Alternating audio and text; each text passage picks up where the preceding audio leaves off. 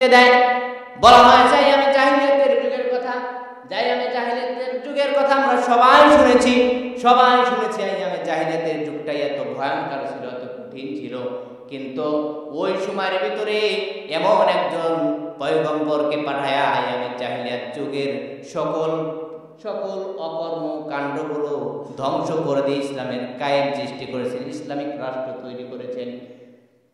আইয়ামে জাহিলিয়াতের যুগের কথা আমরা সবাই শুনেছি যে কেমন ছিল আইয়ামে জাহিলিয়াতের যুগের ওই দৃশ্যটা।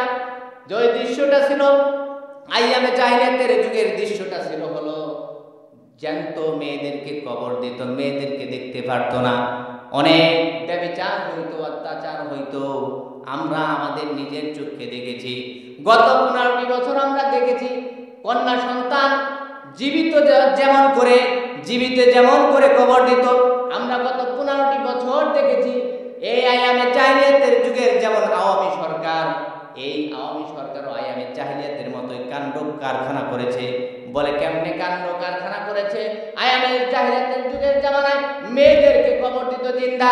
কিন্তু আমাদের এই আওয়ামী সরকার নব্য ফেরাউন কি করতেন? আলেমদেরকে ধরে ধরে নিয়ে আয়নার ঘরের ভিতরে আবদ্ধ করতেন এবং কি অত্যাচার করতে করতে ফাঁসির কাস্টে ঝোলায়া ইনজেকশনের মাধ্যমে হাজারো আলেমদেরকে মৃত্যুবরণ করাইছেন কিনা আমরা দেখেছি। এতে শেষ করেনি, তার ছিটকাবার জন্য সুন্দর যুবকদেরকে, টকবকে যুবকদেরকে, যে যুবকরা হলো দেশের সম্পদ, জাতির সম্পদ, সেই যুবকদেরকে হত্যা করেছে গুলি করে শুধু এই সিট টিকাবার জন্য। আল্লাহ রাব্বুল আলামিন ডাক দেয়া বলে, ও দুনিয়ার মানুষেরা তোমরা শুনে নাও, যারা আমি আল্লাহ রাব্বুল আলামিনের সাথে শিরক করে, যারা আমি আল্লাহ রাব্বুল আলামিনের উপরে আইন ভঙ্গ করার জন্য চায়, যারা আমি আর দ্বীন নষ্ট করার জন্য চাই, যারা আমার এই আলেমদের উপরে অত্যাচার করে, আমি আল্লাহ রাব্বুল আলামিন তাদেরকে মাটির সাথে মিশায় দেই। সুবহানাল্লাহ। এজন্য ভাইয়ের আমার, আমাদের শিরক থেকে বাঁচতে হবে। শবে বরাত এসেছে, এই শবে বরাতের ভিতরে আমাদেরকে এমন কিছু আমল করতে হবে যেটার ভিতরে বিদআত ঢুকানো যাবে না, বিদআত ঢুকানো যাবে না, শিরক ঢুকানো যাবে না। যেটা হলো শিরক ঢুকানো যাবে না।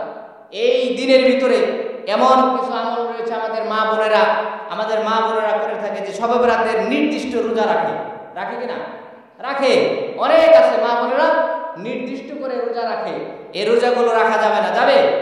নির্দিষ্ট কোনো রোজা নাই। শাবান মাসে আল্লাহর রাসূল সাল্লাল্লাহু আলাইহি ওয়াসাল্লাম নফল রোজা পালন করতেন, কিন্তু নির্দিষ্ট কোনো রোজা নাই। যদি আপনি নির্দিষ্ট মনে করে যদি রোজা রাখেন তাহলে তো আপনার রোজাটা হইতেছে না।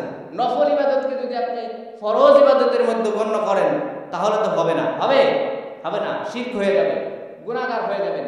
এজন্য ভাইরা আমার, এই শাবান মাসের আজকেই আমাদের শবে বরাতের রাত্র, আমাদের শুধু করণীয় হালুয়া রুটি খেয়ে বাড়িতে চলে যাওয়া না।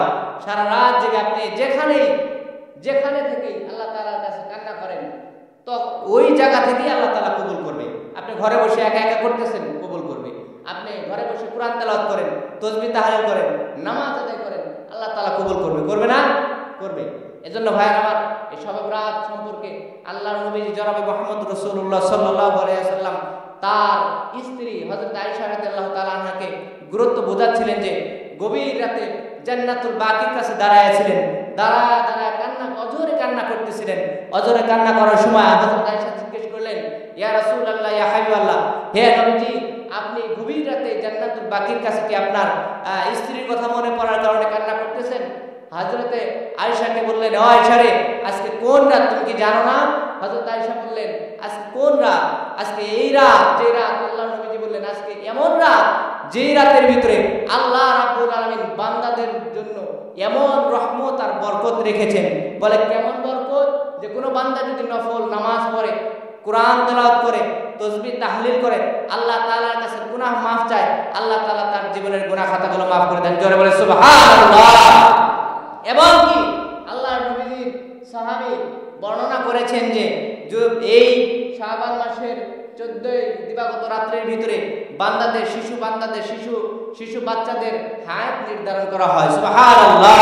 এবং কি মুরব্বীদের যাদেরকে 1 বছর যাবত ইন্তেকাল করবেন, যারা ইন্তেকাল করবেন তাদের লিস্ট করা হয়। এজন্য আমাদের করণীয় হলো যে আল্লাহ রাব্বুল আলামিনের কাছে নেক হায়াত দারাজের কথা চাওয়া, হায়াতের জন্য চাওয়া, রেজেকের জন্য চাওয়া, এবং কি সব কিছুর গুনাহ মাফের জন্য চাওয়া। আমরা পারবো তো ইনশাআল্লাহ? আমরা এই রাতের ভিতরে আমরা শিরক আমল করব না, বিদআত যেটা বিদআত করব না। আমরা মসজিদে আসবো কিংবা বাড়িতে থাকবো, যেখানে থাকি না কেন, আল্লাহ তাআলা এই শাবান মাসের 14 দিবাগত রাত্রে আমরা বেশি বেশি নফল ইবাদত, নফল নামাজ এবং কি কোরআন তেলাওয়াত, জিকির সবকিছু পালন করার চেষ্টা করব।